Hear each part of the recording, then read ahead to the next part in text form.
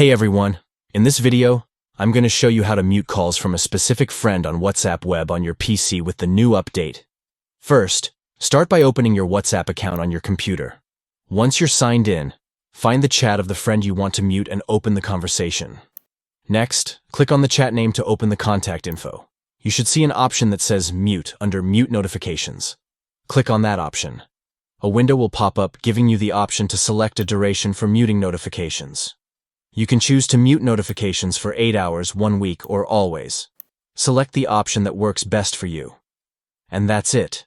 You've successfully muted calls from that specific friend on WhatsApp web.